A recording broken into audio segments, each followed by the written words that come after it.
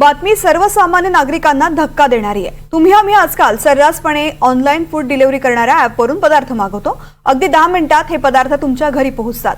पण हे पदार्थ हानिकारक तर नाही ना, असा सवाल विचारला जातोय। मनसेच्या कामगार सेनेनं झेप्टोच्या गोडाऊनची पाहणी केली। यावेळी धक्कादायक प्रकार समोर आलाय। गोडाऊनमध्ये उंदीर आणि झुरळांचा वावर दिसून आला।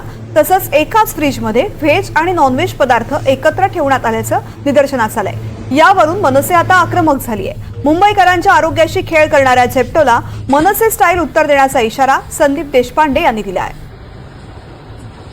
काही 6 पदाधिकाऱ्यांना पोलीस पकडून घेऊन गेले। आम्ही झेप्टो कशा घाणेरड्या पद्धतीने त्यांची गोडाऊन्स ठेवतीये हे दाखवणं म्हणजे गुन्हा आहे का? माझा पोलीस प्रशासनाला पण प्रश्न आहे।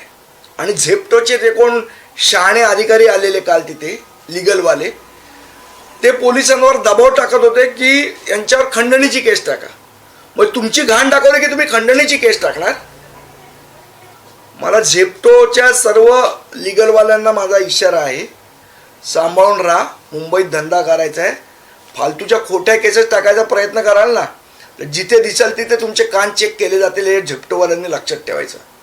नसता घाणेरड्या आणि चुकीच्या तक्रारी ना करायच्या। तिथे आमचे पदाधिकारी कामगारांच्या काही प्रश्नासाठी गेलेले, तिथे गेल्यावर आम्हाला दिसलं की उंदीर फिरतायत, झुरळ फिरतायत आणि खंडणी मागायला कोण मीडियाला घेऊन जातं।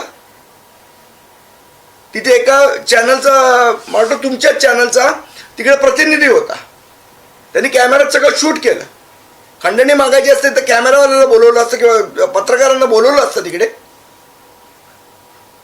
म्हणजे तुमचा एखादी चुकीची गोष्ट दाखवली तर तुम्ही आमच्यावर खंडणीचे केसेस टाकणार? फिरणं बंद करू झेप्टोवाल्यांचं, त्यांनी लक्षात ठेवायचं। महाराष्ट्र सैनिकांवर खोट्या केसेस नाही टाकायच्या।